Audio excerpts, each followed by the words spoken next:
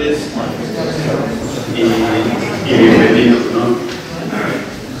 Yo sabía que había una cosa importante, que venía Eduardo como responsable nacional, Eduardo director del Departamento de Ecología, y bueno, pues dentro de la pastoral social, la conferencia, aquí también, gracias a Dios, desde septiembre se creó la delegación y los comunicadores me dijeron, voy a ver de qué va, voy a ver.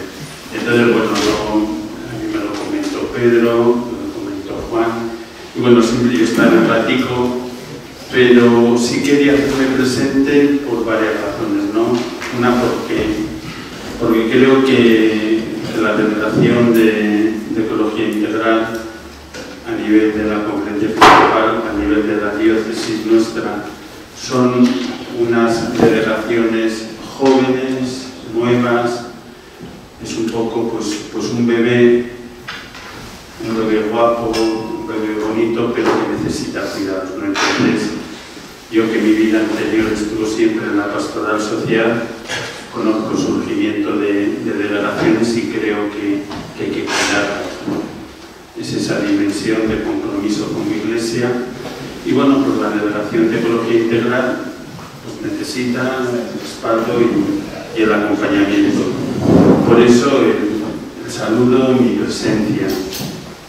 No voy a presentar a Eduardo. Eduardo entró casi cuando me iba yo de mi otra o anterior responsabilidad, pero creo, según me dicen luego en las reuniones en Madrid, compartimos comisión, yo como obispo responsable de la pastoral penitenciaria y él como director del Departamento de Ecología, pues compartimos, ¿no? Entonces, pues bueno, valorar, considerar, la Laudato se ha marcado también todo un itinerario que como iglesia nos compromete, ¿no? Yo el otro día celebraba San Isidro en Funes el jueves y el jubileo de los agricultores el domingo en la catedral, y decía y animaba a los agricultores que eran, bueno, pues muy, que Dios había puesto en sus manos nuestra casa común, la naturaleza, que habíamos de cuidarla, que ellos eran amantes de la cuidadores y por extensión todos somos cuidadores de la naturaleza, una creación de Dios. Dios ha puesto esta joya en nuestras manos y bueno, debemos de crearla. Agradecer al padre Eduardo. Vivíamos cerca, cuando yo vivía antes, pero no nos veíamos. Éramos, voy a quedar bien, estamos tan ocupados que no teníamos tiempo. Él vivía en Onda, a unos 20 y pico, 30 kilómetros de Castellón, yo vivía en Castellón, y bueno, pues trabajamos los dos mucho y bien en nuestro cometido, pero bueno, conozco esas tierras, bonita, Maja, la costa, pero bueno, el verde de aquí pues me ha ganado. Entonces estoy aquí y muy bien, ¿no? Ahora vengo de Victoria, como está con los obispos vascos reunidos, que es todo aquello, todo verde, bonito, bien. Pura naturaleza, puro regalo de Dios. Entonces agradezco al padre Eduardo que haya querido venir, que haya podido venir y compartir sobre todo, bueno, pues toda su sabiduría, toda su experiencia. Es un religioso, es un hombre de iglesia, entregado al cuidado, a la difusión, a la formación, porque él es una persona muy formada en este campo, que nos ayude también a caminar nosotros, ¿no? Entonces, bueno, pues muchas gracias, porque esto es iglesia, somos iglesia, y desde esta visión de iglesia queremos analizar y queremos reflexionar. Pues agradecer el que haya querido compartir su tiempo con nosotros, con esta delegación que están haciendo, y creo que va por buen camino. Aquí está Pedro, del lado, creo que va por buen camino, está haciendo un buen trabajo, acompañado por Juan, vicario de Pastoral Social. Entonces, que ánimo, ya seguir cuidando nuestra casa y valorando que es un regalo de Dios. Muchas gracias, y yo me voy al pueblo a escuchar que va bien de pueblo,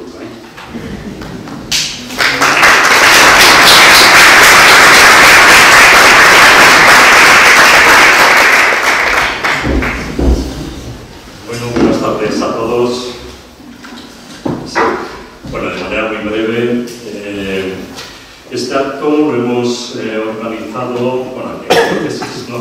a dos manos, Pedro Jiménez como delegado de Ecología Integral, y yo mismo, Iñaki Lunay, pero bueno, y más gente del Instituto de Ciencias Religiosas, ¿no? San Francisco Javier.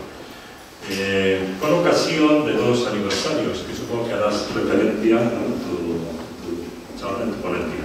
Por un lado, los 10 años de la publicación de la Laudato Si, ¿no? del Papa Francisco, y los 800 años del Cántico de las Criaturas de San Francisco.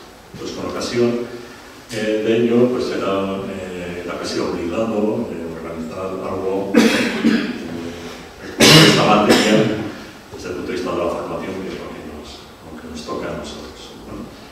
Bueno, ya lo ha presentado prácticamente el obispo, él es Eduardo Agosta, él es fraile carmelita, bueno, aquí está el cartel, ¿no? Director, ¿no?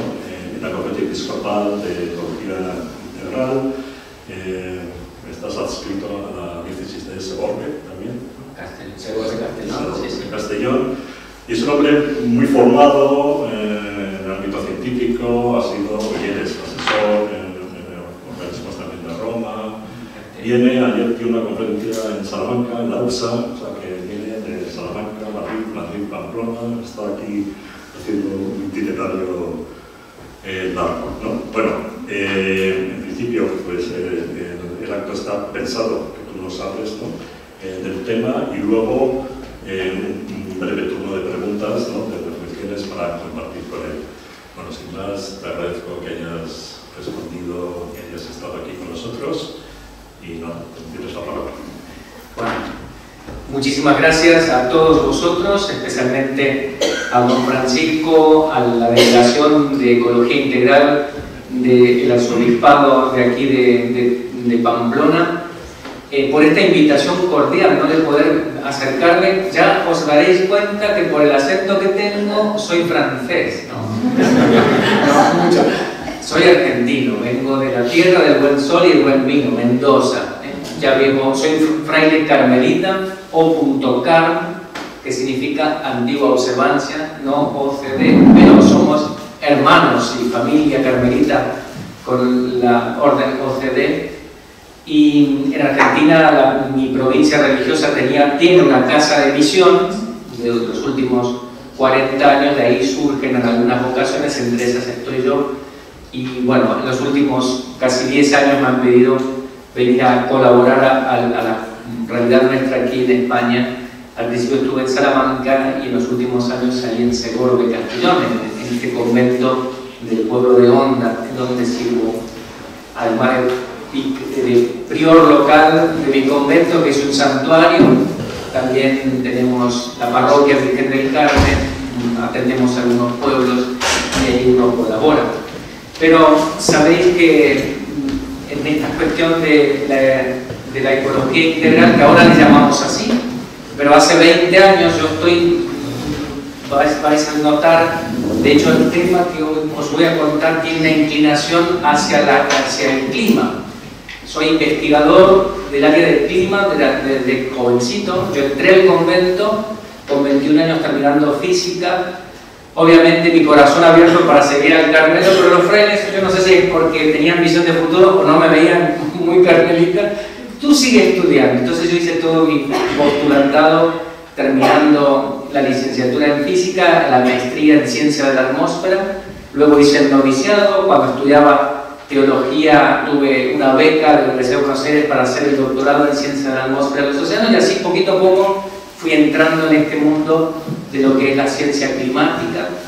Me vinculé también con la Pontificia Universidad Católica cuando el cardenal Jorge Bergoglio inaugura en el año finales del 2004 un equipo interdisciplinario para el estudio de procesos atmosféricos en el cambio global, así se llamaba, PEPAC, que ingresé a trabajar ahí como investigador. Era investigador del Consejo Nacional Científico de Argentina hasta hace 2 años, y desde ese lugar, trabajando con la Iglesia siempre, con el CELAM durante muchos años, hasta el año del CELAM, conocen, ¿no? El CELAM, la conferencia episcopal latinoamericana, en este tema que antes llamábamos justicia y paz, o pastoral de la ecología. No de la ecología se fue poniendo poquito a poco, Entre muchas actividades que hicimos, recuerdo con mucho cariño la del 2010, un congreso latinoamericano del CELAM en Buenos Aires sobre espiritualidad de la ecología. Y ahí salieron muchas cosas importantes de trabajo, pero bueno, veníamos haciendo mucho actividad. Por lo cual, bueno, toda esta dimensión de la ecología integral la venimos trabajando desde mucho tiempo y con gusto.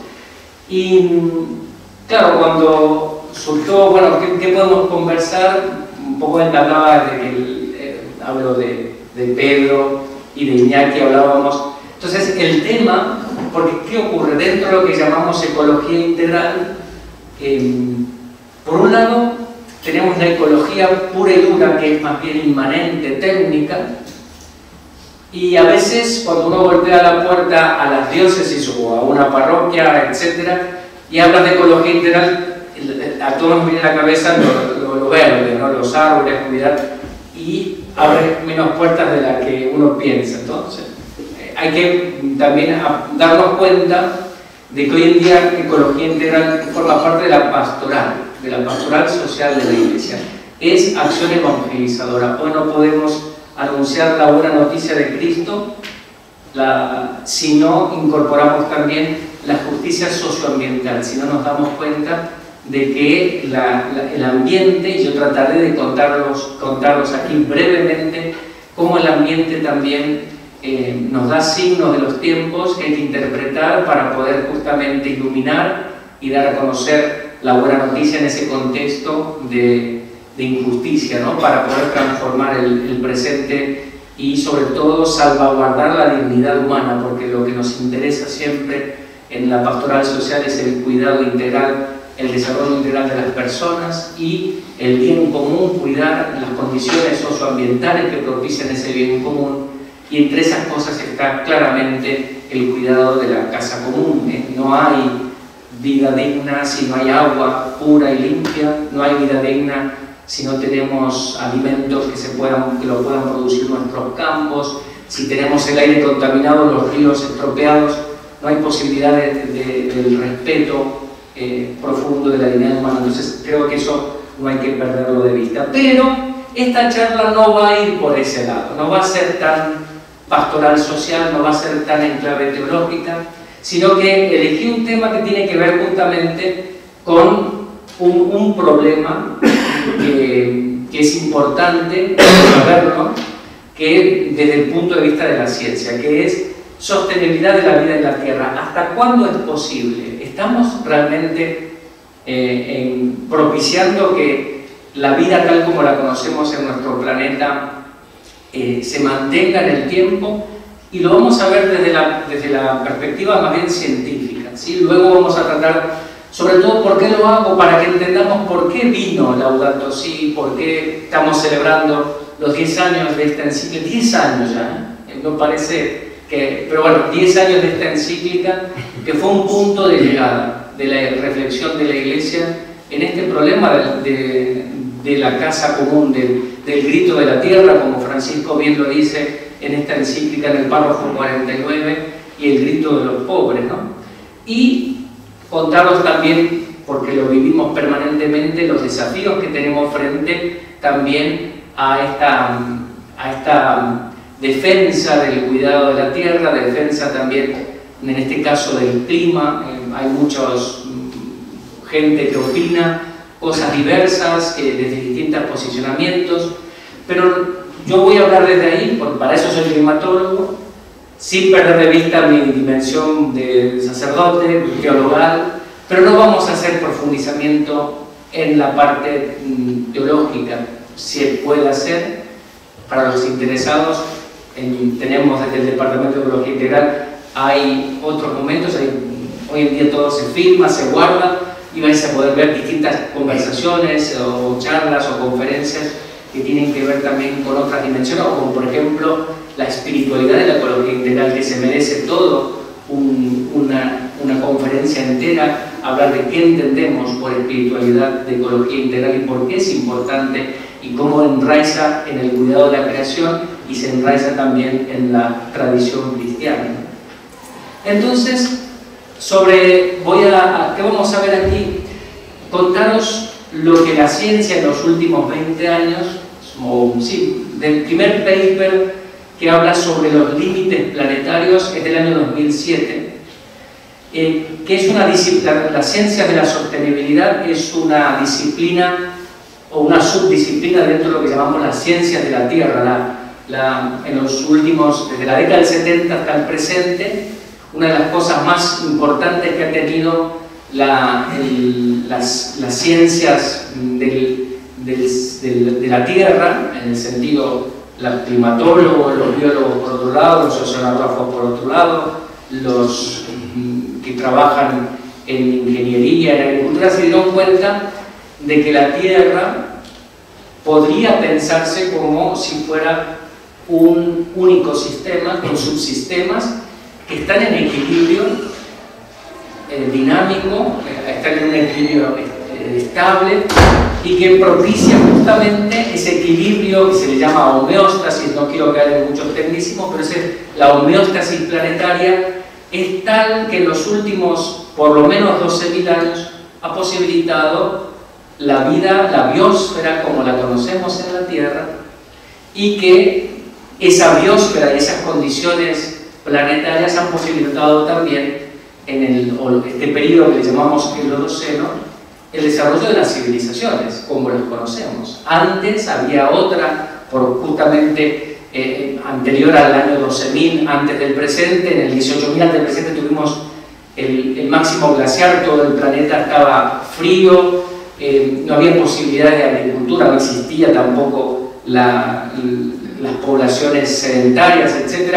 Con lo cual el desarrollo de la civilización aparece a partir del año 10.000 antes del presente, porque se dan estas condiciones de estabilidad en el sistema terrestre, ¿no? Entonces, lo que yo quería contaros es que a partir del año 2000, sobre todo, se crea a nivel científico la disciplina Ciencias de la Tierra como una entidad de investigación, que es interdisciplinaria, ciertamente, ¿no?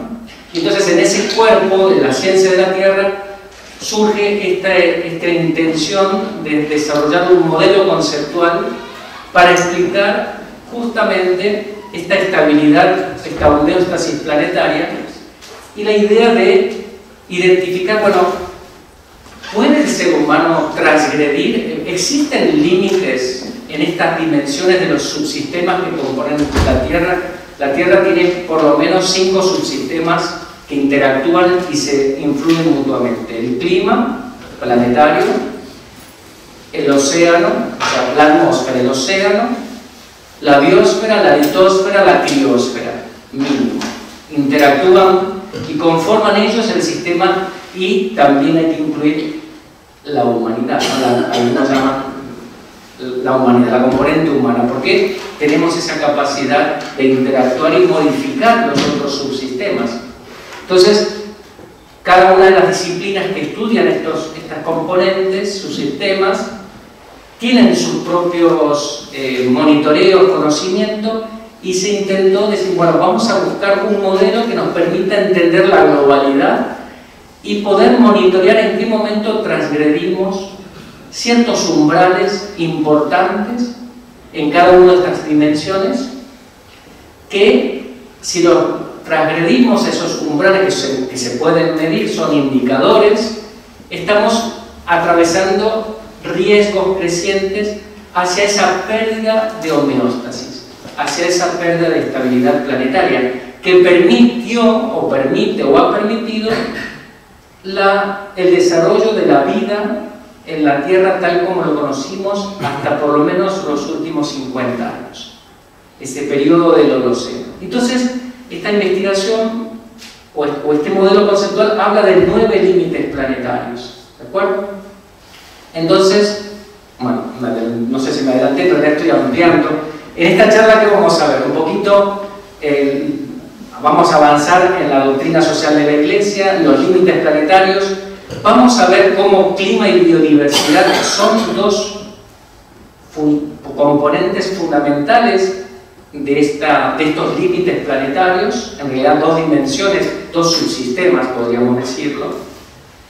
Y como para conversar, vamos a ver un poquito de clima, unas cosas más, y después me gustaría entrar en los problemas de los bulos, yo pongo los bulos en la era del TikTok, porque sobre todo cuando, ahora estamos en un periodo de calma, pero cuando están las cumbres climáticas o están las cumbres de la biodiversidad, aparecen de todo en los medios, de las redes sociales, etc. Entonces, tratar de plantear un poco esa problemática que es real, que es una desinformación seria. Y por otro lado, bueno, nosotros como ciudadanos de a pie, o como creyentes también, porque aquí creo que todos somos dentro del palo de la fe, creo, entonces hablaremos como creyentes, bueno, cómo podemos de alguna manera combinar o afrontar estos desafíos. Por un lado, lo que ocurre a la casa común en este tema tan importante, lo que nos ofrece, lo que ofrecemos nosotros como iglesia a la luz de la fe, que es lo que nos dice la doctrina social de la iglesia sobre este tema, y por otro lado, bueno, señalar que hay cosas que no están bien, aunque la digan ciertas personas que parecieran que tienen razón, pero no todo está bien lo que circula por ahí. Ya iremos haciendo más énfasis. Yo acá tenía un vídeo, yo no sé si queréis, yo lo voy a poner en honor a Francisco. Fue el último vídeo que hizo para el Día de Oración por el Cuidado de la Creación, para el mes de septiembre. Esto salió publicado, vieron que el Papa Francisco tenía mes a mes los vídeos de Francisco, oremos por, ¿no? Y en septiembre se lo dedicó, como estábamos en el tiempo de la creación, se lo dedicó justamente a este tema. Y yo quiero que lo vamos a ver si lo podemos escuchar. Son 2 minutos, no nos va a... Sí, se puede abrir, a ver. Si no, no importa. Después lo podéis buscar, lo vamos a cerrar aquí. Ah, se tenía que cerrar.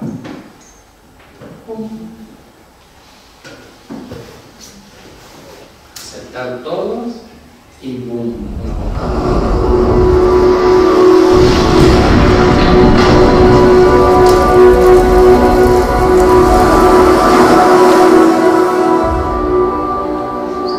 Recemos por el clamor de la tierra. Si tomamos la temperatura del planeta, nos dirá que la tierra tiene fiebre.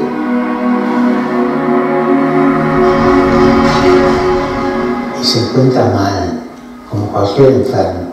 Pero nosotros escuchamos este dolor, escuchamos el dolor de los millones de víctimas de las catástrofes ambientales. Los que más sufren las consecuencias de estos desastres son los pobres, los que se ven forzados a dejar su casa por inundaciones, olas de calor o sequías. Hacer frente a las crisis ambientales causadas por el hombre, como el cambio climático, la contaminación o la pérdida de la biodiversidad, pide respuestas no solo ecológicas, sino también sociales, económicas y políticas.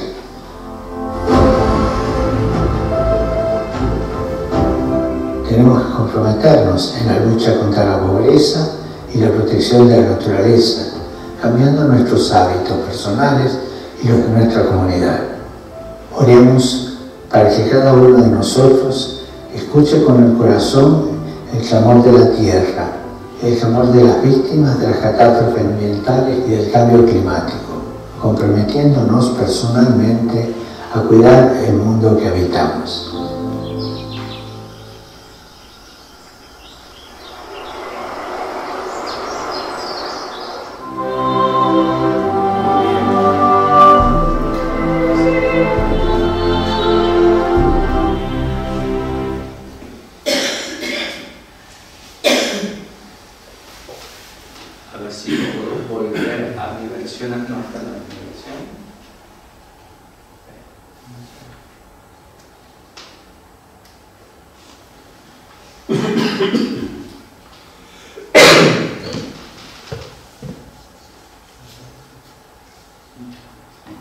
Vamos a ver cosas secretas de otras personas. Qué susto, porque no es mi ordenador. Abrir con más.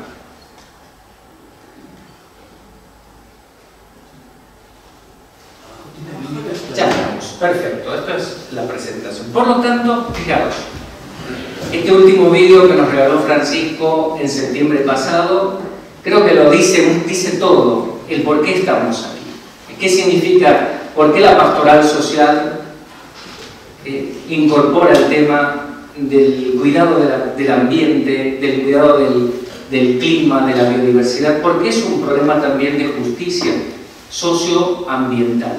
Hoy en día, preocuparnos de los pobres implica también preocuparnos del ambiente que sustenta la vida de los pobres, o que nos sustenta a todos, porque en el fondo el ambiente natural, en este caso el clima, el cambio climático afecta a todas las poblaciones de la Tierra. No hay nadie que esté exento de sus efectos, solamente que obviamente los que tienen mayores recursos económicos lo van a sobrellevar mejor, y los que no lo tienen lo están sobrellevando peor, ¿no? con sus consecuencias. Pero ciertamente es una realidad que está allí presente.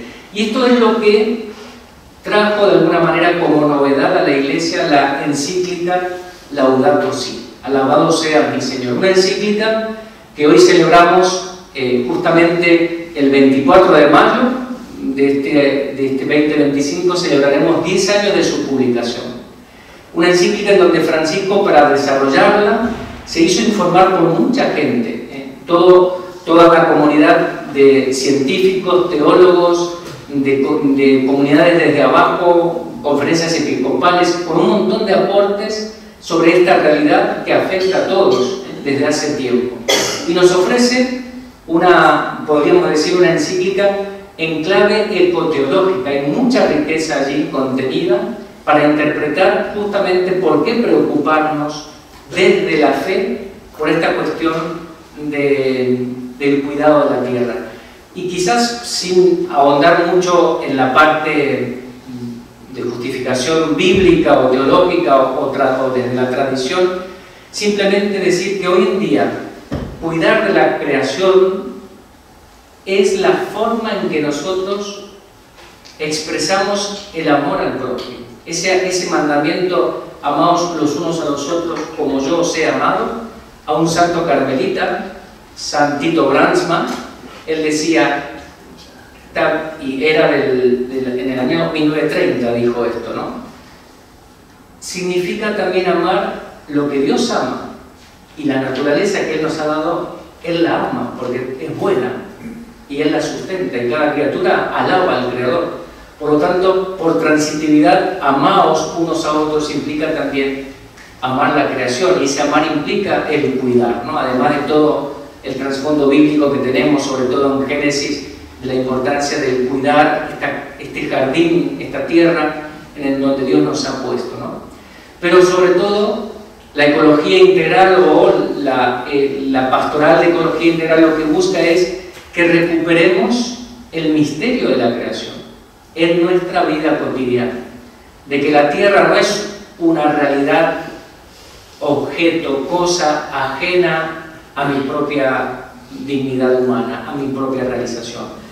Es más, formamos la bondad de las criaturas más la dignidad humana, formamos el sustrato de lo que llamamos el misterio de la creación. ¿Por qué es un misterio? Porque hay una bondad querida por Dios y una dignidad sostenida por ser la imagen y semejanza de Dios que hace que este mundo tenga dimensión trascendente, nos abre hacia ese vínculo espiritual, hacia ese vínculo con Dios, que es el que nos ha provisto todas las condiciones biológicas y geodinámicas para esta realidad que llamamos la casa común, la vida, nuestra razón de ser como criaturas de Dios. Por lo tanto, se trata sobre todo de volver a tener una mirada de fe sobre este mundo, sobre esta tierra que habitamos.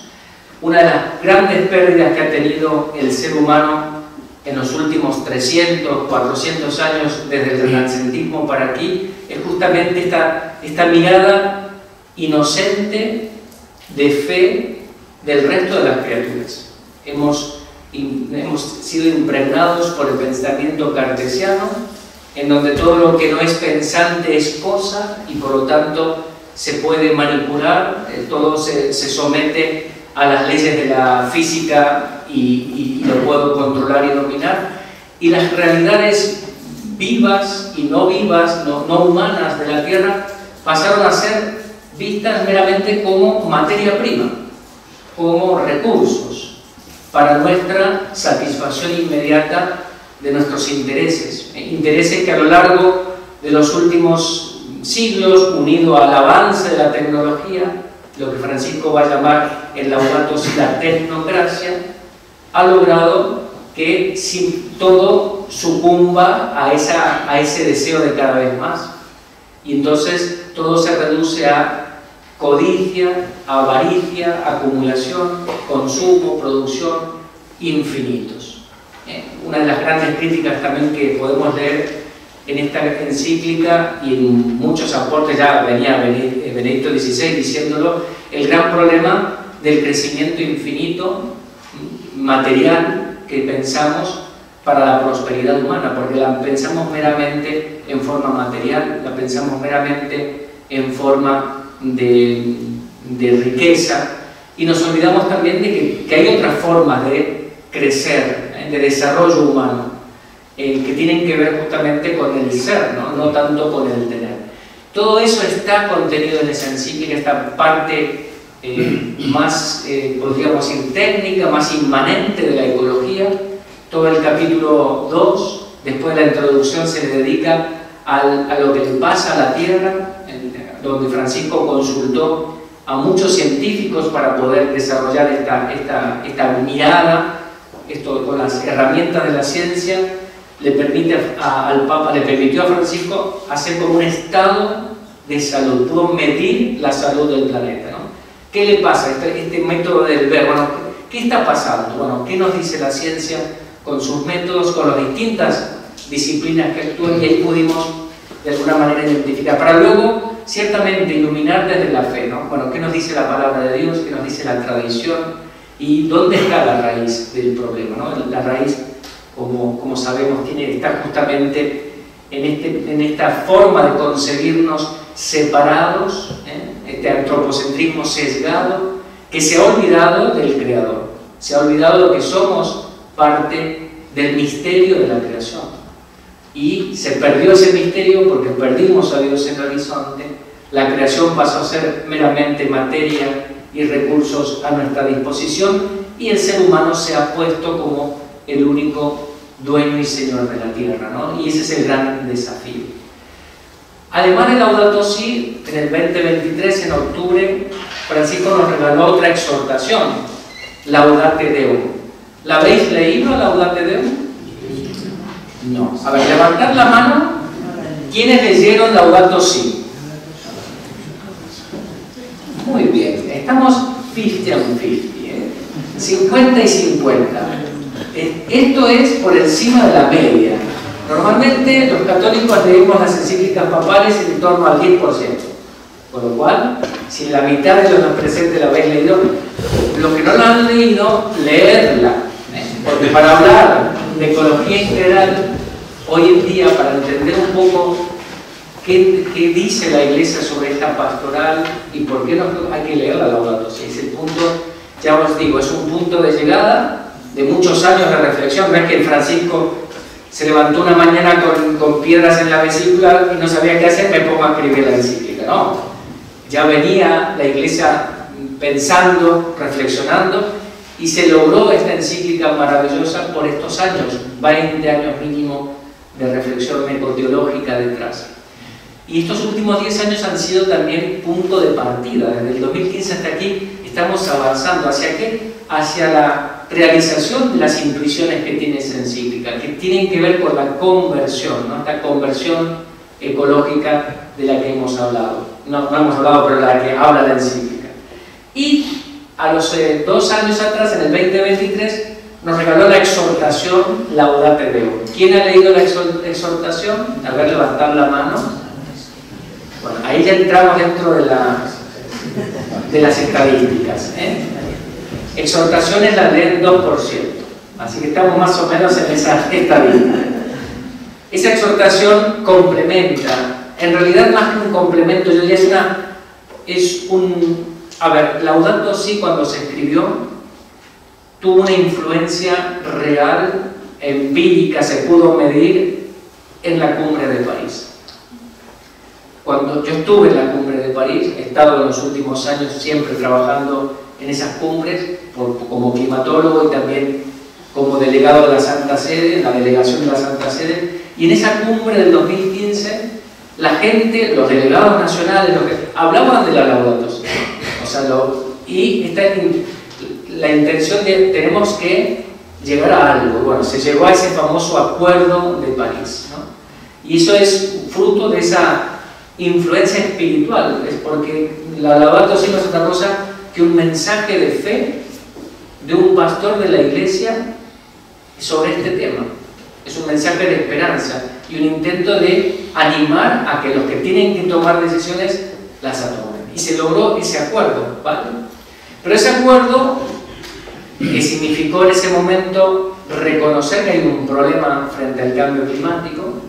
El cambio climático es un problema que lo dice la ciencia desde el año 1936. El primer paper sobre el cambio climático de origen humano es del año 36. Ya en la década del 60 y 70 no había dudas desde el punto de vista científico. Y como vamos a ver en un ratito el por qué, a fines de los 80 el cambio climático ya era un problema, una preocupación científica, y por eso la comunidad de científicos del clima se acercan a los gobiernos diciendo algo hay que hacer con esto, porque vamos hacia un cambio del clima de la Tierra que puede ser peligroso. Y así poquito a poco se fue gestando las famosas convenciones climáticas, las cumbres climáticas, desde ese año, desde el año 92, 95 el primer informe, y ahora hemos llegado, este año vamos a celebrar la cumbre número 30 cumbres climáticas. La de la cumbre de París fue la número 21, han pasado ya 9 años de ese momento, vamos a celebrar ahora la cumbre 30. Pero el problema es que identificamos el problema, dice Francisco, pero no hemos hecho nada para resolverlo. Y la Laudato Deum, que es una exhortación más bien coyuntural, si vosotros la leéis, os daréis cuenta que no tiene la teología de la Laudato Si porque la supone, pero lo que intenta Francisco ahí es tener una influencia directa en, otra vez, los tomadores de decisiones, los delegados nacionales, en la cumbre de Dubái, la COP28. De hecho, él tenía pensado estar allí, pero no pudo ir ya por razones de salud, pero su mensaje fue muy fuerte, todo el mundo lo recibió, y fijaros que fue la cumbre del París, perdón, la de Dubái, la que por primera vez, después de 8 años, o 7, se habla de bueno, cómo lo solucionamos, que es lo que se llamó, se denominó la transición o la fossil fuels phase out, ¿no? la eliminación gradual de los combustibles fósiles. No necesitamos, bueno, con todos los vaivenes que sabemos desde el mundo político que significa, pero por lo menos se progresó, hubo una toma de conciencia por parte, con lo cual Laudato Deum, creo yo, a ese nivel de gran escala cumplió su cometido. Como os decía, la pastoral social siempre, para poder discernir qué hacer y cómo hacer para transformar las realidades injustas, para mejorar las condiciones socioambientales en las que habita nuestra gente, para poder mejorar la dignidad humana, para poder respetarla y mejorar las condiciones de vida, usa el método del ver, juzgar y actuar, ¿no? El ver, juzgar y actuar. Ver, juzgar y actuar, hay algunos, yo por lo menos creo que viene de Bernard Lonergan, que era un jesuita físico-matemático de la primera mitad del siglo XX, que él tiene un libro, no sé si lo habéis leído, ¿conocéis a Lonergan? ¿No? Un libro sobre la teoría del conocimiento, cómo el ser humano llega a conocer, y él propone un método que se llama el método, ¿no?, ver, juzgar y actuar, pero que es el método ver, juzgar y actuar más sofisticado, con lo cual yo creo que tuvo esa influencia porque él propone que para poder tomar decisiones sabias con el corazón y con la cabeza, primero hay que experimentar la realidad, hay que conocerla a partir de los datos, hay que ver la realidad, no experimentar. Luego hay que indagar, preguntar, profundizar esa observación, esos datos, el juzgar, profundizar, interpretarlos a partir del conocimiento que tenemos, ¿vale? ¿Para qué? Para que una vez que uno lo interpreta, en este caso, desde el método juzgar sería a la luz de la palabra de Dios, a la luz de la tradición, podamos tomar decisiones, podamos actuar y sobre todo incidir, tener un efecto como el buscado sobre la realidad. Eso es el actuar, ¿no? El actuar. Ese método, por lo tanto, de ver, juzgar y actuar, siempre lo aplicamos como método pastoral. Desde el Vaticano II, que es cuando en la Constitución Apostólica Gaudium et Spes, allí se instituye este ver, juzgar y actuar como el método pastoral para poder discernir cualquier acción evangelizadora de la Iglesia que tenga efectos positivos, o sea, positivos en el sentido transformadores de la realidad, ¿no? Entonces, ¿y qué es lo que hay que ver? Acá hay seguramente hay teólogos que esto deben saber mucho más que yo.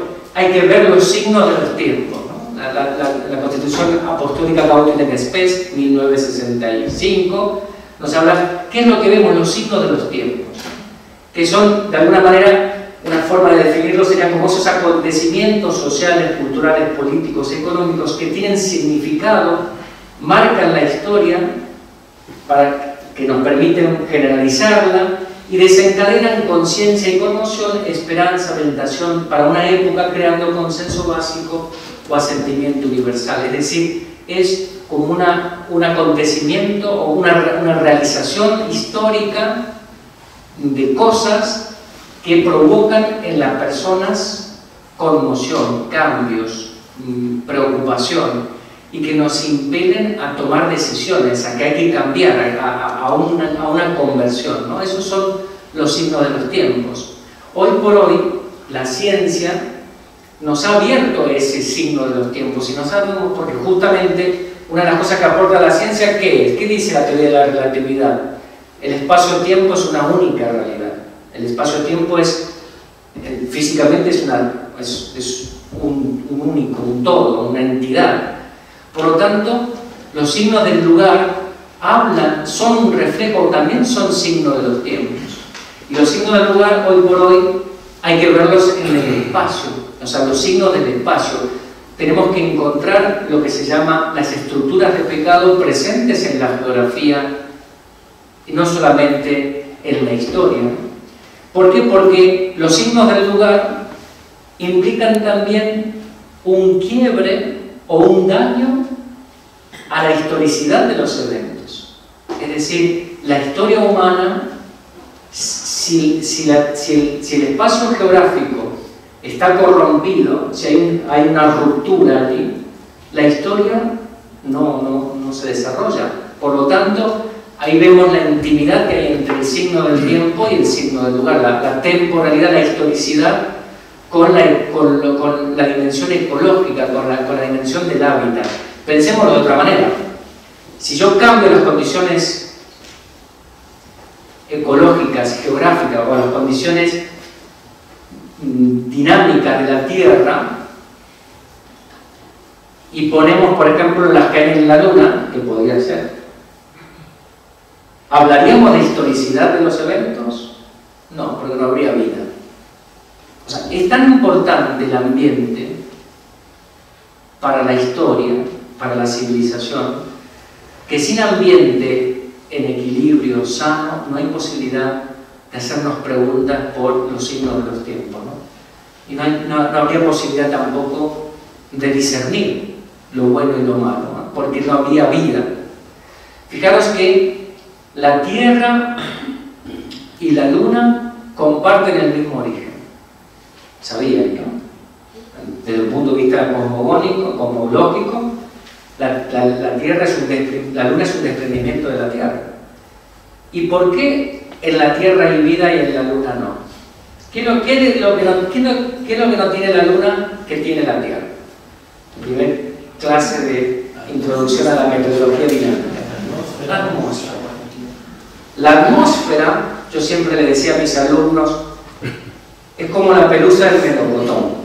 ¿Conocéis el melocotón? ¿No? La pelusa, bueno, para el melocotón lo sacáis del árbol, porque los que llegan vienen al supermercado están limpísimos. Pero cuando uno, claro, es una tenue capa de 10 kilómetros. La Tierra tiene un radio de 6.100 kilómetros, con lo cual es nada. Es nada. Cuando uno lo mira, a veces tiene por ahí una... bueno, acá no se ve, pero aquí tenemos la Luna y la Tierra. Eso que brilla de la Luna, de la Tierra, es la reflexión de la luz solar en esa capa que apenas se ve. Pero es ella la atmósfera la que nos permite protegernos de los rayos cósmicos galácticos, de la pérdida de la diferencia de temperatura entre el día y la noche. La Luna tiene una diferencia de temperatura entre el día y la noche entre menos 80 y casi 100 grados. La temperatura promedio de la superficie de la Luna, ¿sabéis cuál es? 18 grados bajo cero. La temperatura promedio de la Tierra, ¿cuánto es? 15 grados. Era. ¿Y por qué hay tanta diferencia? Si está casi a la misma distancia de su fuente energética que es el Sol. Por la atmósfera. La atmósfera, esa tenue capa de 10 kilómetros, permitió que tengamos la vida que tenemos. Por eso es tan importante cuidar la atmósfera. Y lo que vertemos en ella, ya sean químicos, ya sean material particulado, aerosoles o gases que la componen, modificando su composición, va a alterar la vida de la Tierra. Y sí, porque va a alterar un equilibrio básico, que es cuánta energía fluye al interior de la Tierra. Porque toda la energía que el sistema terrestre tiene para generar biosfera, para vivir, ¿de dónde viene? ¿Hay algún biólogo? Hay dos biólogos. ¿De dónde viene la energía que fluye en el sistema terrestre para generar biosfera, para generar vida en la Tierra? Del Sol. El 99,98% viene del Sol. El resto viene del interior de la Tierra. Pero a los científicos nos gusta, bueno, eso es en órdenes de magnitud muy se desprecia. Todo es el Sol. Por lo tanto, y esa energía nos llega en forma de radiaciones electromagnéticas, luz en todos sus espectros, no solo luz. Nos llega calor, nos llegan ondas de alta intensidad como la ultravioleta, pero gracias a la atmósfera también las filtra. La atmósfera es un gran filtro de mucho espectro electromagnético solar, nos elimina los rayos ultravioletas, por ejemplo, y nos permite estar aquí. Pero la atmósfera también nos protege de los rayos cósmicos galácticos. La magnetosfera también tiene una función allí, que los rayos cósmicos han tenido incidencia en la mutación del ADN y la evolución de especies, pero bueno, esa es otra historia. Yo lo que quiero decir aquí es que la atmósfera, hay unos gases que componen esa atmósfera que, a ver, pensemos lo siguiente. Cuando estamos en invierno y yo me voy a dormir, ¿no? Me pongo una manta. ¿Por qué me pongo una manta? Para no tener frío. ¿Y por qué tengo frío de noche? ¿Por qué la manta me hace que no tenga frío? ¿La manta me da calor? No. ¿El calor de dónde viene? De mi cuerpo. ¿Qué hizo esa manta? Retener el calor de mi cuerpo, para que no se pierda en el espacio de la habitación. Bueno, la atmósfera tiene unos gases dentro que son como una manta. La Tierra, como la Luna, todo lo que recibe del Sol durante el día, que se recalienta, se enfría de noche reirradiando hacia el espacio para enfriarse. En la Luna, que no tiene atmósfera, no tiene estas mantas, reirradia todo y se enfría hasta 100 grados bajo cero. La parte oscura de la Luna está a 100 grados bajo cero, la parte iluminada está a 80, 90. Hay una diferencia térmica enorme, o no tanto, 50, que el promedio da más o menos A nosotros esa oscilación no la tenemos porque la atmósfera tiene esos gases que nos amortiguan, tiene el vapor de agua que nos amortigua la insolación, y por la noche tenemos esos gases les llamamos efecto invernadero, porque impiden que nos muramos de frío durante la noche y que el planeta sea todo congelado, y permite una temperatura hermosa, permitió durante todo el Holoceno tener una temperatura de 15 grados, que uno de los milagros de esa temperatura es que permitió que el agua esté en los 3 estados. Los que sois biólogos sabéis que el agua en los 3 estados es un vector para la biodiversidad, ¿no? La que permite de alguna manera los flujos sulfurosos para la vida, ¿no? Por lo tanto, la atmósfera, perdón que me estoy hablando, no estoy siguiendo ni el PowerPoint, estoy iluminándome, pero a lo que voy es, la atmósfera es un don de Dios. Cuando uno mira la atmósfera, ¿vosotros sabíais que la podríamos perder si la Tierra rotaba un poquito más rápido? Sí, por fuerza centrífuga nos quedaríamos, como le pasó a Saturno.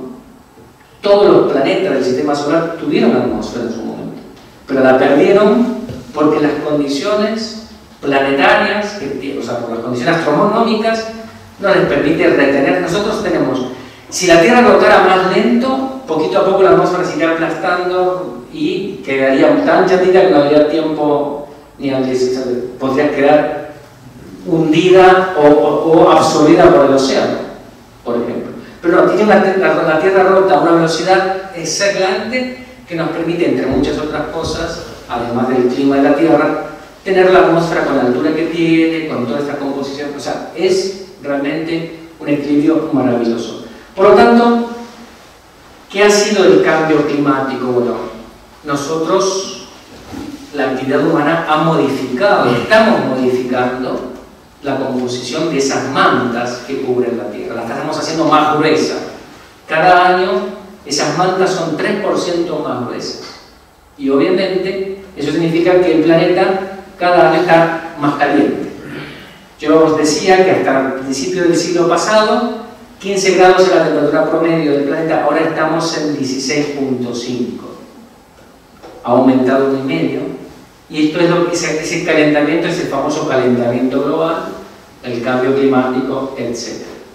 Pero volviendo a este modelo conceptual de los límites planetarios, acá yo se los muestro. Estas son las 8 dimensiones que hay que monitorear y que no hay que transgredir, que es el clima de la Tierra, la biodiversidad, la contaminación química, la capa de ozono, los aerosoles atmosféricos, la acidificación de los océanos, el agua dulce que fluye en la Tierra, etc. Esos son como las grandes dimensiones que hay que monitorear y no pasarnos de ciertos umbrales.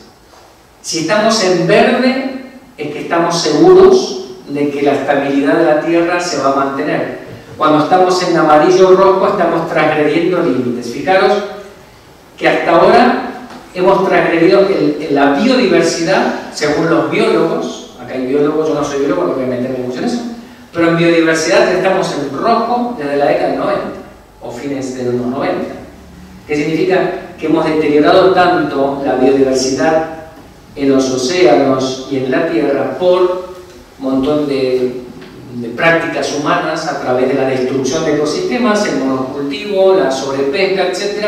La biodiversidad actualmente, dicen los biólogos, que estamos en peligro de entrar en un camino de no retorno, estamos en rojo.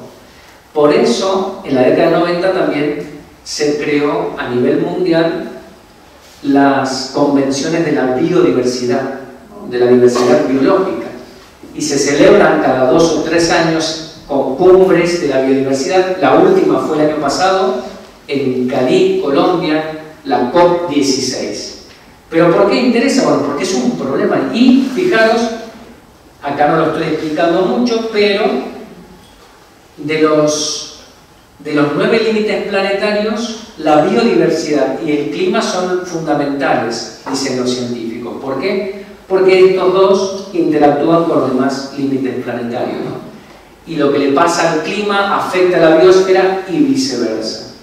¿Y en el clima en qué estamos? ¿En qué color estamos en el clima? En el clima pasamos del verde, bonito, el semáforo, dejamos de estar en la zona verde y hemos pasado a la zona amarilla. Voy a ver si tengo aquí. Espera, eso voy a volver acá. Avanzo un poco. Hasta el año 87 estábamos en la zona verde. El grosor de los gases de efecto invernadero estaban muy cerca de ese umbral de no pasarnos. Sin embargo, como vamos incrementando las emisiones, sobre todo hay varias maneras de medirlos. Uno de los gases que se miden sobre todo son el dióxido de carbono, que se emite cuando se queman combustibles fósiles. Pensad que en los últimos... espera, vamos a tratar. Esto es poco prolijo, los alumnos me matarían. Fijaros aquí. Aquí tenemos una reconstrucción paleoclimática del contenido de dióxido de carbono, la concentración de dióxido de carbono en un core de hielo antártico en los últimos 800.000 años. Fijaros que siempre, aunque hay variabilidades intercentenniales y milenios, por debajo de 300 partes por millón. El grosor de la manta siempre se mantuvo en 300, por lo menos en los últimos 800.000 años, en 300 partes por millón, hasta 1950. A partir de ahí empezó a crecer y en el año 87 llegó a 350 partes por millón, que justamente era el primer umbral de peligro, porque eso significaba que la Tierra se iba a ir calentando por encima de 0.8 o 1 grado centígrado, ¿vale?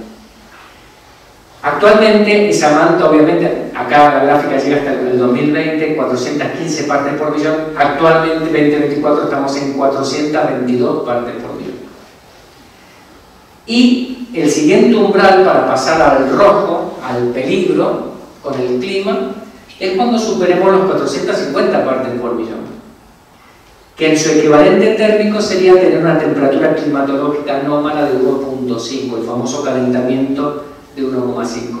El Acuerdo de París del 2015 lo que sí aceptó es decir, bueno, no nos vamos a calentar más de 2015, pero ya estamos calentándonos. De hecho, recordáis, el año pasado, el 23, el año pasado, y el 23 ya fue el primer año por encima del 1.5, el año pasado también, y este va a estar también por ahí. Significa que ya entramos, si en los próximos 30 años son por encima del 1.5, ya hemos incumplido ese famoso calentamiento y hemos entrado climáticamente en la zona de riesgo.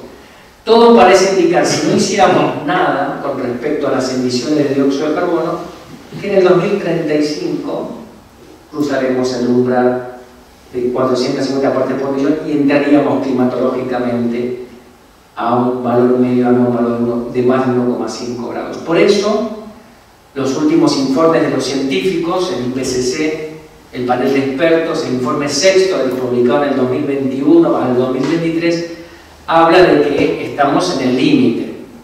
Necesitamos en los próximos 5 años, del 2025 al 2030, llegar al pico de emisiones y a partir de ahí reducir drásticamente para no seguir aumentando este cambio en la composición química del gas, ¿no?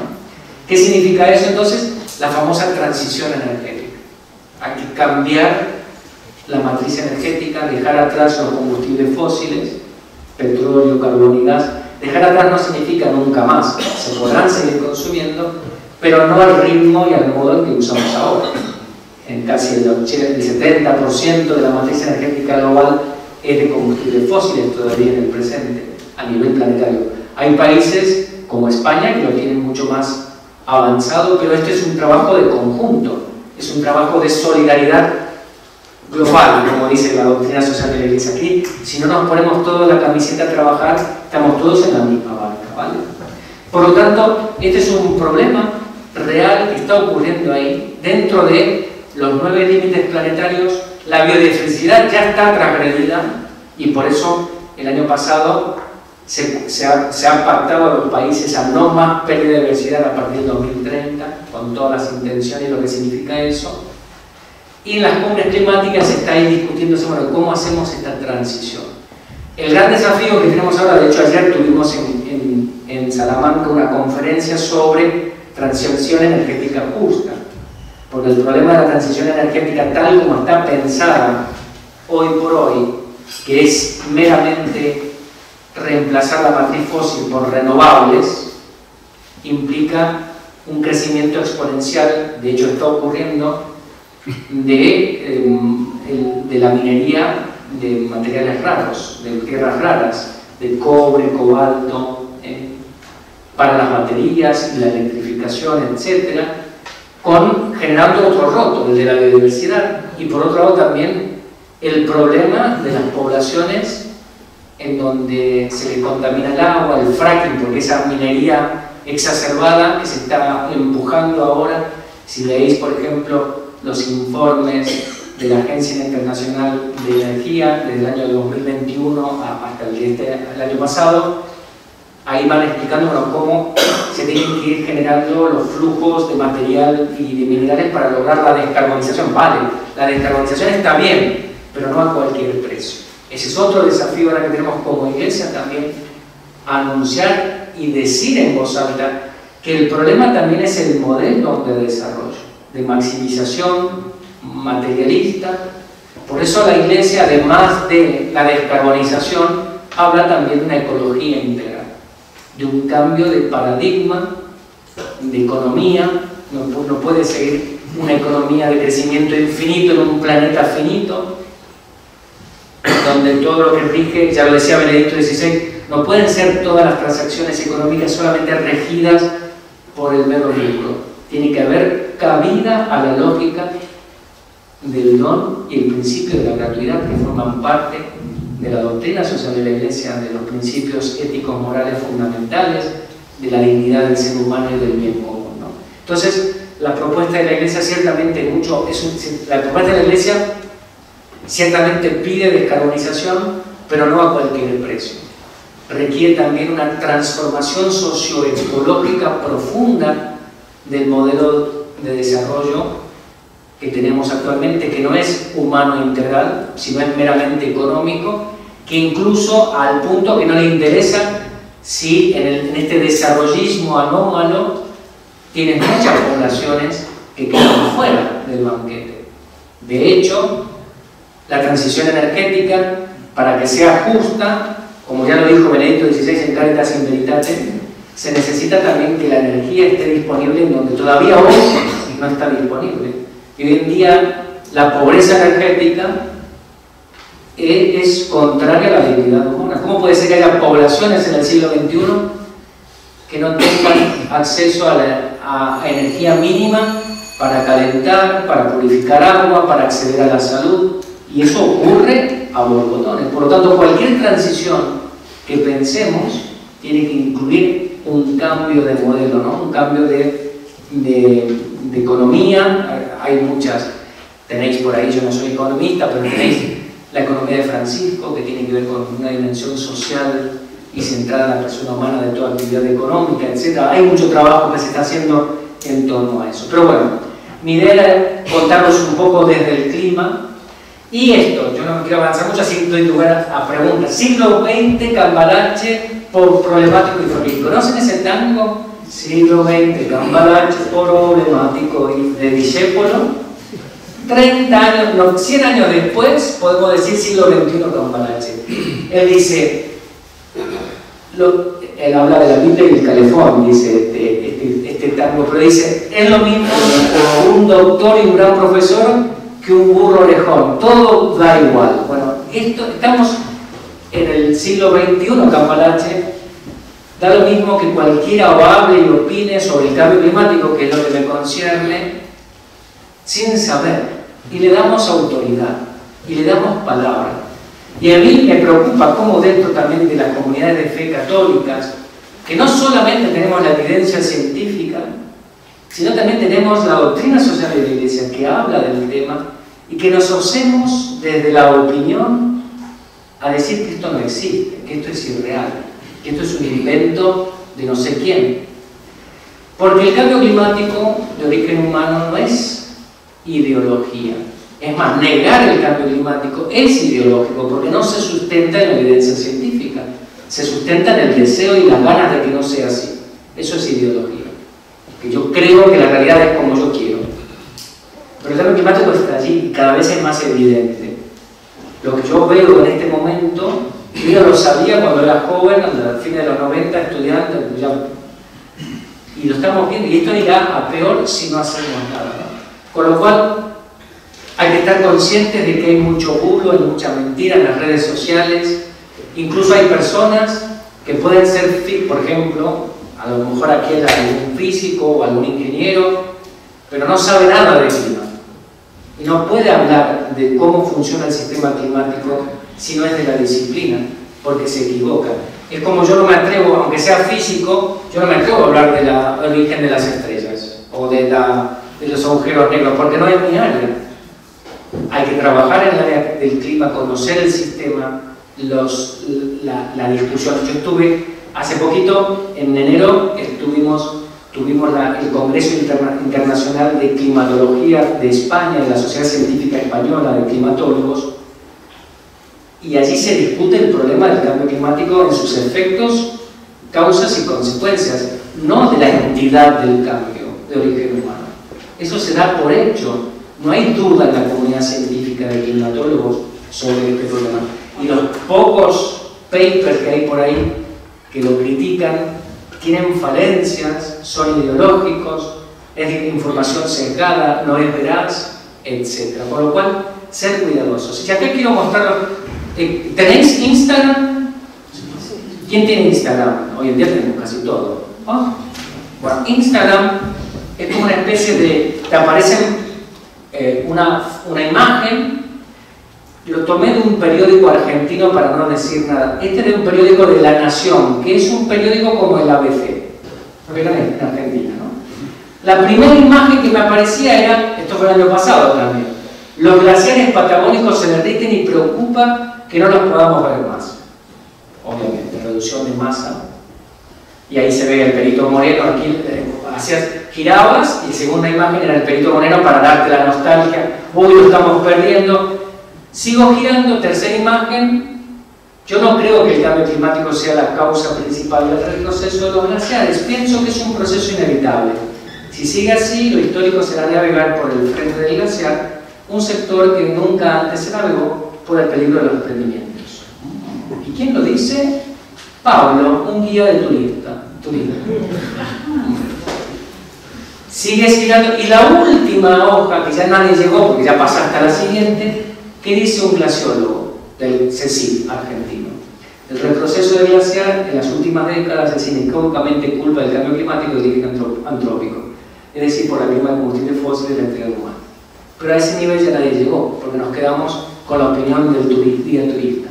A lo que voy es como un periódico serio como La Nación, y puedo dar ejemplos de aquí también, pone al mismo nivel la opinión del conocimiento. Y eso hay que darnos cuenta. ¿Quién está detrás? ¿Quién es el que lo dice? ¿Desde dónde tú dices lo que afirmas? ¿Qué métodos? Ah, no, porque lo leí, porque lo escuché. Entonces no vale eso. ¿Por qué? Esto es un problema serio. Tú puedes venir con cualquier... Es como decir, mira, un médico, un oncólogo te diagnostica que tienes problema de cáncer de pulmón. Ah, no, pero mi abuelito o mi vecino me dijo que si me tomo... Bueno, tú tienes esto y la solución es esta otra. Tú haz lo que quieras y escucha la opinión que quieras, pero no puedes decir eso como que es la verdad. Sobre todo porque aquí la enfermedad es planetaria y el cuerpo humano es el todos, en toda la humanidad, con lo cual hay que ser muy cuidadosos. Por lo tanto, bueno, tenemos que estar astutos. Yo aquí paro, así doy lugar a preguntas, porque me he extendido demasiado. Tenemos que tener un rol ciertamente profético, pero también práctico, la comunidad de fe, pero eso lo dejamos para más ocasiones. Aquí termino mi charla, pero para abrir a preguntas y respuestas que podamos ir dando. El padre obispo se tiene que ir, pobrecito. Yo pensé que te iba mucho antes, gracias por quedarte hasta el final. Me dice, me tengo que ir a los 15 minutos, digo, bueno, no hay problema, se ha quedado. Así que bueno, si tenéis alguna pregunta, aquí tenemos un micro, por si como se está grabando.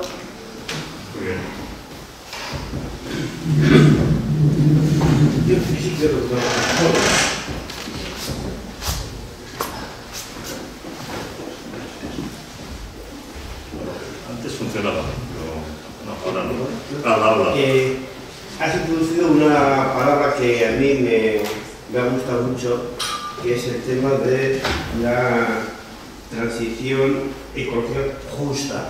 Porque yo muchas veces me he preguntado, ¿no? Aquí en Europa, ¿no? Incluso aquí en España hay un ministerio, ¿no?, de transición ecológica y se quiere cambiar hacia, pues, bueno, un modelo más sostenible, etcétera, etcétera, ¿no? Pero yo siempre me he cuestionado, ¿no? ¿Cuál es la auténtica realidad de todo esto? Puesto que igual exagero, pero igual 3/4 partes del planeta no tienen acceso a esto, ¿no? Por ejemplo, un ejemplo muy tonto, ahora se habla mucho del tema del coche eléctrico. Yo me pregunto, en la selva de Amazonía, ¿cuántas personas tienen posibilidad de enchufar su coche eléctrico? Y o en África o en Asia, ¿no? Entonces, claro, esto es un problema global, no solamente de Europa, ¿no? Y claro, y a veces estos discursos a mí me parece como que tienen un cierto vicio o interés, ¿no? Porque nadie habla de esto de la transición justa, ¿no? Sino que es un poco salse quien pueda. Entonces, sobre eso si puedes dar un poco de luz. Gracias. Sí, gracias a ti. ¿Me recuerdas tu nombre, padre? Juan. Juan, has hecho una pregunta muy valiosa porque la transición energética o la transición ecológica que sigue siendo hegemónica. Es decir, la están liderando los intereses creados de toda la vida. No hemos salido del paradigma de maximización, el paradigma, podríamos decir, de crecimiento infinito en un planeta que no lo puede sostener. Es una transición insostenible. Ahora, revolcar todo a renovables, como tú has dicho, os invito a buscar los informes de la Agencia Internacional de Energía, que es un organismo público a nivel global, y asusta ver cómo trazaron ya todo, cómo tiene que ser garantizar la explotación minera en los próximos 5 o 10 años para lograr toda esta descarbonización, para atender el cambio climático. Y las comunidades en África, en Latinoamérica, que hay una red, en Latinoamérica hay una red que se llama Red de Iglesias Sin Minerías, que hace 10 o 15 años que está organizada la iglesia frente al deterioro ecológico, ambiental y la violentación de los derechos humanos de las poblaciones afectadas por la mega minería. Esto los asusta, porque ¿cómo fue? Es que justamente no es a lo bestia, sin cambiar nada, lo que ya lo decía Juan Pablo II, Benedicto XVI y Francisco, hay que aminorar la marcha, dice Laudato Si, ¿no?, en nuestra producción y consumo. Hay que aprender, como decía o pedía Benedicto XVI, quizás hay que desacelerar el nivel de consumo energético y el consumo en general, hay que bajar la escala económica por una cuestión de justicia para que otros lugares puedan acceder a la energía, para que otros lugares... Se trata de una solidaridad global, hay que rediseñar el modelo de desarrollo humano ciertamente, para que sea justo. La Iglesia tiene una cantidad de principios, la charla no ha ido por ese lado, ayer la conferencia fue por ese lado, pero Dios mediante, en San Malticensis va a salir un artículo que hemos mandado que tiene que ver justamente la transición energética justa desde la doctrina social de la Iglesia y en la pobreza energética y el neoextractivismo como problemas de esta injusticia que está viviendo este momento la transición, como está pensada por lo que se suele llamar el status quo, el business as usual, ¿no? Está bueno que en la cumbre del año pasado y la anterior se haya hablado de la transición y el abandono de los combustibles fósiles, porque yo soy el primero convencido que no más combustibles fósiles a como los consumimos ahora, pero tampoco es, bueno, entonces reemplacemos sin más y produzcamos más renovables para seguir creciendo, cuando en realidad hay que rediseñar otra forma. Existe lo que se llama economías sociales, economías de ejercicio circular, no este modelo lineal de recursos, producción, consumo y desecho, ¿no? Y venga a darle a la máquina para adelante, ¿no? Así que bien, gracias.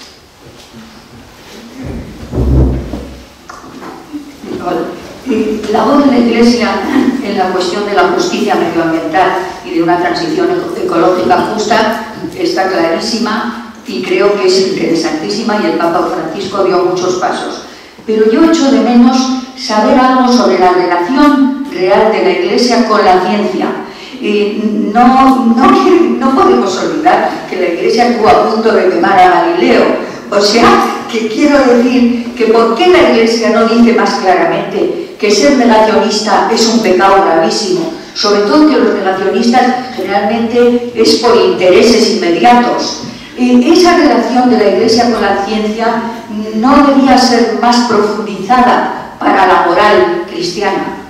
Vale, muchas gracias. En primer lugar, yo soy carmelita, fraile, y en Argentina hasta el año 93 pertenecía investigador adjunto del CSIC argentino, del CONICET, científico. Quiero decir que no está reñida la fe con la actividad científica, y la Iglesia, además de esa anécdota de Galileo, creo que ha demostrado con creces la relación fructífera y el apoyo a la ciencia, porque tiene comunidades dedicadas a eso, se trabaja codo a codo. La única diferencia ahí es que nosotros tenemos también ciertos valores y principios y descubrimos o ahondamos en el misterio de la creación. La única diferencia, ¿no?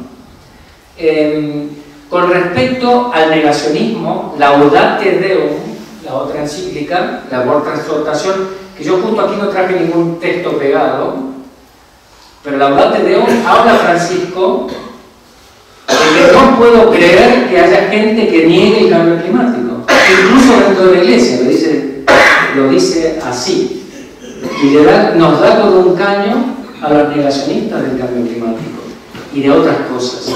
O sea, yo recomiendo leer Laudate Deum, sobre todo los primeros. Es una exhortación muchísimo más breve que la Laudato Si. Laudato Si es un bodoque, comprarla para leerla en verano, bajo la palmera, y la Laudate Deum la puedes leer en un viaje en tren más fácil. Pero sí está expresado inequívocamente esa expresión, ¿no? No sé si funciona. Hablando. Buenas tardes, mi nombre es Santiago. Entonces me ha llamado la atención en su presentación unos diagramas que los vi hace ya unos años en una conferencia sobre el cambio climático, en la cual pues ellos no negaban el hecho del cambio climático porque es un asunto que se ha dado a lo largo de la historia de la Tierra. Sin embargo, no daban tanta importancia como la que se da ahora a la acción humana. Entonces salían muchos de esos diagramas en la que aparece, por un lado aparece la concentración del CO2, el tiempo, ese exactamente, y la otra es la temperatura y el tiempo. Entonces solapaban esos dos diagramas y se veía, así, aquí no se lo puede hacer usted, pero bueno, lo solapaba, y entonces se veía que la concentración de CO2 iba siempre por delante en el tiempo del aumento de la temperatura, con lo cual deducía ese científico pues que la consecuencia no era el aumento de la temperatura, sino el aumento del CO2, o sea, la consecuencia del aumento de la temperatura. No sé si me explico. Es decir, el aumento del CO2 iba por delante del aumento de la temperatura, y él deducía que, lógicamente, el aumento de la temperatura era una causa del aumento del CO2. Y sobre todo hacía referencia a otro elemento muy importante que interviene, porque no solamente es el ser humano que interviene en el cambio climático, hay muchos elementos, por ejemplo, la vida del sol, las manchas solares y tantas otras historias que él considera que eran muy importantes. Por ejemplo, habla sobre la emisión de CO2. Usted sabe que el inmenso tamaño de los océanos, por calentamiento, por la ley de Boyle-Mariot, cuando se calientan, emiten gases, lógicamente. Y comparar la emisión de gases de los océanos con los que puede emitir el ser humano quemando combustibles fósiles, pues no tiene nada que ver. Eran todos los argumentos. Y luego, para acabar, ya le diría que efectivamente todas estas huracanes, todas estas inundaciones, todas estas terribles consecuencias que vemos, ¿no?, en la humanidad, efectivamente entre la gente pobre tiene mucho más las consecuencias. El problema es ser pobre, porque vemos que los países ricos, si comparamos por ejemplo la acción de un terremoto en Japón o otra, por ejemplo, en Anatolia, no tiene nada que ver. Si vemos, por ejemplo, una inundación en China de hace unos años, cuando el río amarillo, el río Yangtze, mataban millones de personas, que tiene que ver con lo que han hecho ahora los chinos, que son presas, para evitar precisamente eso. Yo pienso que dentro del ser humano hay una inteligencia y una posibilidad de salir de todo esto, y lo demuestra el hecho que, por ejemplo, Singapur en los años 60 era pobrísimo, actualmente dependía absolutamente entonces de los suministros de agua de Malasia, que actualmente hace un ciclo continuo. Yo esto lo he sabido porque me he interesado en todo el agua, y sus propias aguas, sus propias orines incluso los llevan a reconstruir. Y hay otro país, por ejemplo, el suyo, Argentina, que a finales del siglo XIX era uno de los países más ricos y actualmente el 50% de la población es pobre. Y sobre los pobres. Voy a responder al rosario de comentarios. En primer lugar, los climatólogos, los especialistas en clima, sabemos de cuáles son los forzantes naturales del sistema climático. Los conocemos, los estudiamos, los separamos, ¿vale? De hecho, hay 3 parámetros básicos para cambiar el clima en la Tierra. Primer parámetro, la diferencia en temperatura entre el ecuador y el polo, la temperatura media planetaria y la velocidad de rotación terrestre. Si cambia uno de esos 3, cambia el clima. La diferencia de temperatura del ecuador del polo, si se derriten los polos, cambia el clima. Eso es una causa. Si la Tierra rota más o menos lenta, cambia el clima. Un desplazamiento de placas tectónicas puede generar cambios en el impulso angular, ¿vale? Y el otro sería la energía térmica media, que es el balance energético, que es lo que traté de explicar un poco, que está regido sobre todo en la Tierra por la variabilidad del Sol. Si el Sol se apaga, chao, en 8 minutos nos despedimos todos. Pero si el Sol sigue, y de hecho la variabilidad solar, cuando hablamos de cambio climático o antropogénico, es porque todas las otras, y bueno, por otro lado tenemos el vulcanismo, las corrientes oceánicas, etc. Cuando uno va quitando todos esos factores o internos y externos de variabilidad natural del clima planetario, nos queda con la componente de la balance radiativo terrestre regido por los gases de efecto invernadero. Y para poder explicar lo que le ha pasado al clima de la Tierra en los últimos 70 años, hay que introducir la variabilidad, la componente antropogénica. Por eso se dice que este cambio, lo que estamos viendo ahora, es de origen antrópico. Está causado, las otras variables podemos decir que se filtraron o están estables. De hecho, fijaros una cosa, el Sol desde la década del 80 está bajando su actividad electromagnética y el espectro de radiativo hacia la Tierra. Estamos entrando hacia un mínimo, en los próximos 10-15 años estaremos en el mínimo, y sin embargo la Tierra en condiciones naturales estaríamos enfriándonos. De hecho, por eso los expertos, ¿cómo se llaman? Los de la física solar en la década del 60 pronosticaron un enfriamiento global, porque ellos habían pronosticado que la actividad solar iba a bajar. Pero los climatólogos sabíamos, porque, o sea, se puede bajar la actividad solar, pero si yo la manta la estoy engrosando, estoy calentando. Es más, si no estuviera la manta más gruesa, actualmente tendríamos que tener unos 2 décimas de grado por debajo de la media histórica. Estamos en 1.5 por encima. Si no fuera porque el Sol se está enfriando y el Sol se hubiera estabilizado, estaríamos en 1.7. A eso quiero decir, ¿no? Quiero decir que lo sabemos. O sea, no es que los climatólogos... los climatólogos hacemos paleoclimatología también y enseñamos esa materia. Yo fui dado en la Universidad Nacional de La Plata, he dado durante 8 años el curso de posgrado de paleoneoclimática. Esos temas los conocemos, pero lo que está ocurriendo ahora no es de eso. Y con respecto a esos par de papers que intentan hacer una correlación, se equivocan, primero porque la resolución del dato no permite ese tipo de conexión causa-efecto inmediata. Por otro lado, es lógico que cuando hay mayor temperatura tengo más biosfera y por lo tanto tengo mayor absorción de CO2 y viceversa. Es una cuestión también biológica. Y por otro lado, hablaba de los océanos. Los océanos actualmente juegan a nuestro favor, están absorbiendo CO2. Si no fuera por los océanos, la cantidad de CO2 en la atmósfera sería el doble de lo que tenemos actualmente. Pero gracias a los océanos que absorben, en ese sentido, nos quedamos tranquilos y les agradecemos. La vida en las algas y todo eso absorben. Por eso unos problemas que estamos teniendo es los arrecifes de coral de toda la región del Pacífico Occidental, que si la temperatura del agua sube en 2.1 grados, y de hecho ya está subiendo, porque los océanos, los primeros 500 metros del primer kilómetro, absorben mucho calor, o sea, el calentamiento global también afecta a los océanos, se mueren los arrecifes de coral, y la muerte de los arrecifes de coral van a hacer que el océano, masivamente el Pacífico, deje de absorber dióxido de carbono como está haciendo hasta ahora, y eso va a ser un feedback negativo en las próximas décadas. Por eso, ese es otro problema que estamos teniendo allí. Sí. De los asuntos de... Perdón, te tengo que cortar, es que vamos muy bien. Tenemos 2 preguntas más y ya acabamos.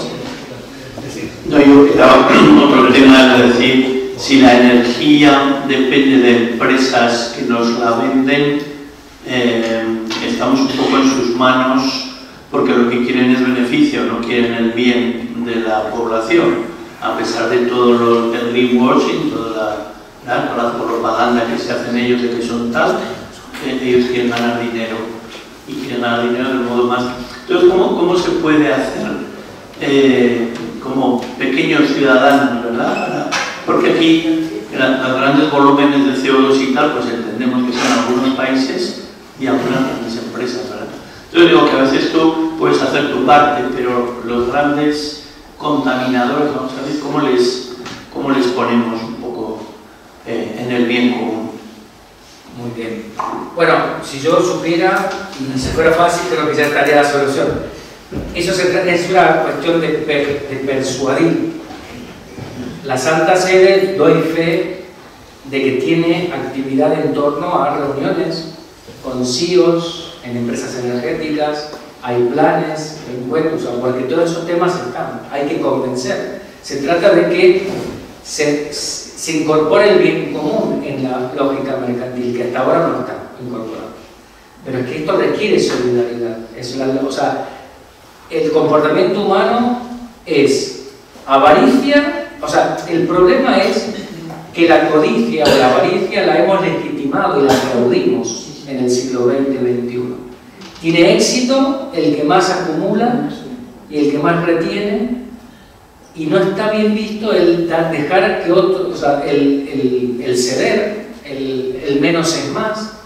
Yo creo que hay que recuperar la mirada ética. Por eso Benedicto XVI en Caritas y Militates decía: una economía sin ética es una economía sin corazón. Y es lo que estamos viendo. O sea, ciertamente hay que convencer a los empresarios. Pero la mejor forma de convencer a los empresarios es tocando el bolsillo. Por eso la Iglesia también ha promovido simultáneamente a las instituciones católicas, diócesis, universidades, organizaciones, la campaña esta de desinversión en las empresas petroleras y en las empresas de minería extractivista, y ha sido incorporado, yo no sé si habéis visto el Mensuram Bonam, que es como un manual que publicó la Pontificia Academia de Ciencias Sociales en el 2021 para todos los ecónomos católicos de instituciones católicas de todo el mundo, un manual de inversiones éticas, en dónde invertir nuestro dinero. Bueno, así como nos escandalizaríamos si el dinero de la diócesis, supongamos, no digo esta, pero yo conozco, hay diócesis norteamericanas o inglesas que tienen inversiones, financian un laboratorio de pastillas de aborto. Bueno, así como nos escandalizamos de eso, deberíamos escandalizarnos de estar financiando empresas mineras, empresas de combustibles fósiles, quitarlo de ahí e invertirlo en otras cosas. Eso es la mejor. De hecho, en lo que ha sido este movimiento de desinversión desde el año 2020 hasta la actualidad, han sido las instituciones de fe, las comunidades, las organizaciones de fe, las que han, del total de desinversión en combustibles fósiles, representan el 35%, con lo cual hemos tenido un rol ahí importante. Por eso, por ejemplo, en el 2021-22 ya la Agencia Internacional de Energía empezó a advertir a las petroleras, mirad que por aquí no va, porque la sociedad está cambiando y está queriendo otras cosas. Entonces ahí se empezaron a dar cuenta de que ya los combustibles fósiles hay que empezar a transitar por otro lado. Pero bueno, hoy en día también tenemos que estar atentos. Es decir, ¿hay cosas que podemos hacer? Sí. Sobre todo en ese nivel de las empresas, pero luego nosotros también a nivel de consumidores de pequeña escala podemos hacer con nuestras opciones de consumo, dónde yo gasto y lo que consumo, hacer una diferencia importante también, ¿no? En este, Francisco lo dice, ¿no? Una vida menos dependiente de combustibles fósiles, menos de en este caso del extractivismo minero. ¿Y cómo lo logramos para simplificarlo en la cabeza? Es usa más los pies para moverte, transporte más público, come cosas más locales y estacionales. O sea, hay cosas simples de lo cotidiano que podemos hacer y tomar decisión de realizarlo de esa manera, ¿no? Bueno, y la última pregunta. Después hablamos personalmente, así porque... Hola, yo quiero preguntarte, bueno, tengo una pregunta y tengo una petición. La pregunta es, ¿qué opinas del futuro de la ecología integral con el nuevo Papa? ¿Qué podemos esperar? Y la petición que ya, ahorita ya lo platicaste un poco de los océanos y los arrecifes, que bueno, por el tiempo no quiero extenderme, pero si después para mi tesis doctoral podemos intercambiar ahí un correo electrónico. Vale, sí, sí. Bueno, con respecto a lo que el Papa León XIV es, diríamos, en este tema es de la línea de Francisco. No olvidemos, de hecho, mira, primero, en primer lugar, él ha sido nuestro presidente. Yo trabajo colaborando con la Pontificia Comisión para América Latina y hemos armado una agenda enorme de trabajo. Mi asesor en la parte climática, con Latinoamérica, con Iberoamérica, y él era el presidente y él estaba apoyando, ¿sabes? Es de la línea de la ecología integral, a su estilo. No hay que comparar a los papas, pero por otro lado pensemos que la ecología integral como pastoral, como mirada de fe, es doctrina social de la Iglesia y por lo tanto eso está ahí, es parte del proceso de avance que tiene la Iglesia en el pensar los signos de los tiempos, en el iluminar desde la fe, y no se vuelve atrás, no se puede decir esto no existe, eso está ahí. Luego los cristianos, como siempre, los católicos somos libres de hacer caso o no, como no lo hemos hecho caso ni a Juan Pablo II, ni a tantas encíclicas anteriores, pero el corpus y la enseñanza y por dónde van las opciones y nuestro comportamiento tiene que estar, van de esa mano. Con lo cual, lo que digo es, el Papa León va a dar continuidad a la ecología, a la pastoral social de ecología integral, sin dudas. Lo va a llevar incluso, ojalá dentro de unos años tengamos una Laudato Si 2.0 con más riqueza doctrinal en este tema, porque la reflexión teológica sigue creciendo, hay nuevos desafíos ahora más contundentes. Fijaros que Laudato Si no habla de la megaminería porque no era tan problemático, hablaba de los ecosistemas, de la destrucción, el extractivismo genérico, pero ahora esto ya es un problema. Quizás esto merecerá en los próximos años un texto magisterial específico porque las iglesias continentales lo están reclamando de alguna manera. Entonces yo creo que va a ir por este lado seguro, ¿no? Y después bueno, lo de San Francisco.